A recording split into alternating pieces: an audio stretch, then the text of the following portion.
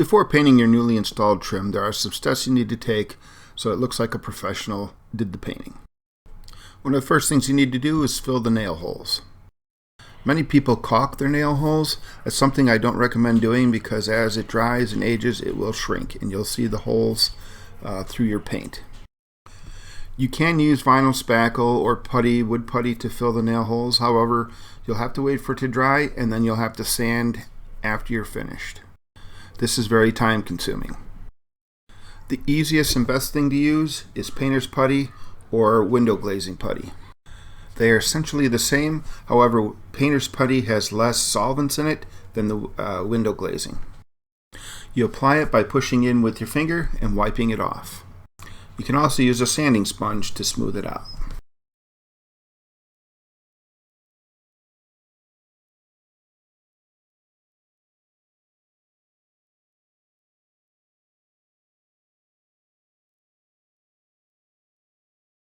I will typically use the putty itself to smooth the nail hole.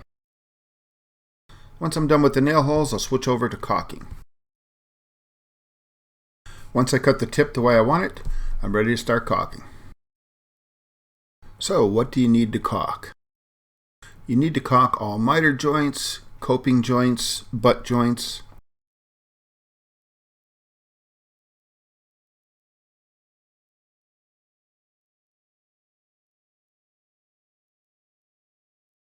You also need to caulk all of your trim to wall joints, trim to ceiling joints.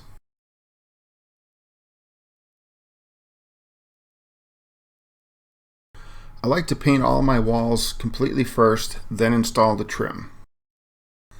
Then I will very neatly caulk the trim to the wall. This will help give me a nice straight cut line when I'm cutting in the trim to the wall.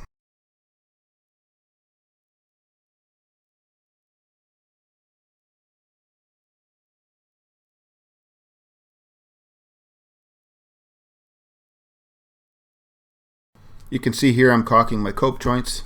Yeah, it was a little wide, but it's getting caulked and painted. You'll never see it.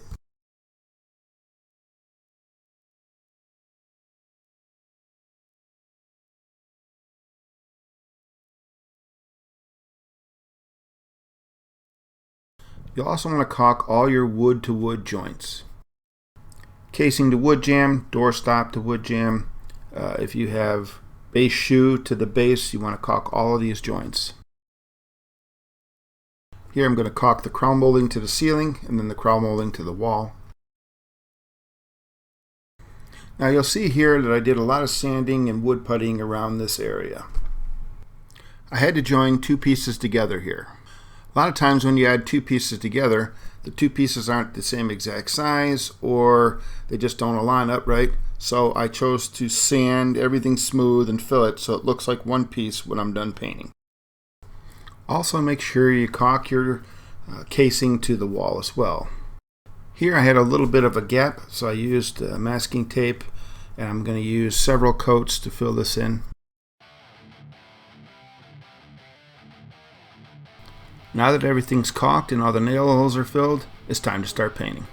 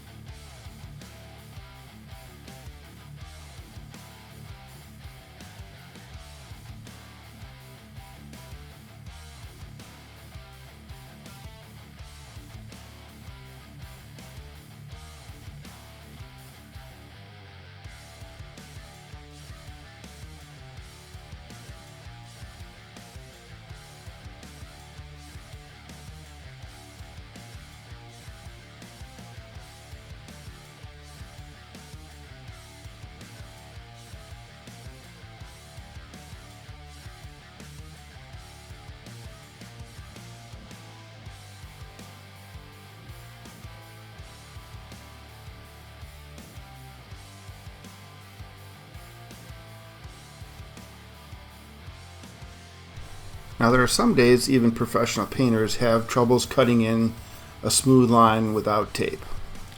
This was one of those days for me, so I used frog tape to touch up the wall to the casing.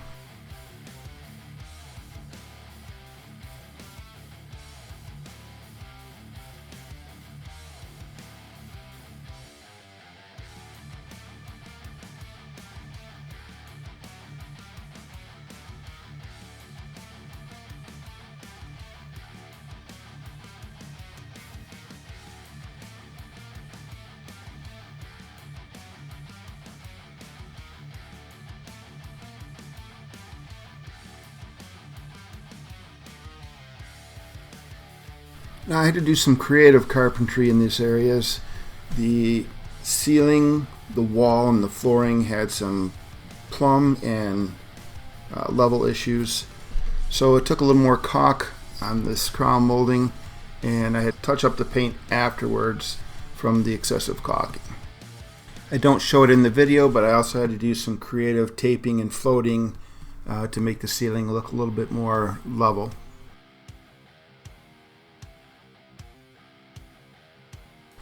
You can see here how much easier it is for me to cut the base into the wall with that fine bead of caulking.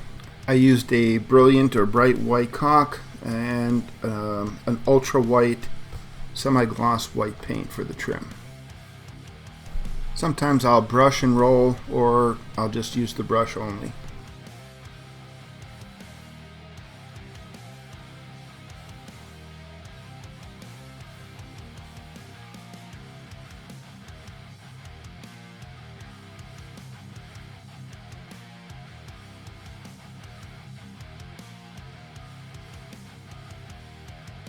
That's what I do to get professional results. It takes a little longer, but the payoff in the end is much more satisfying.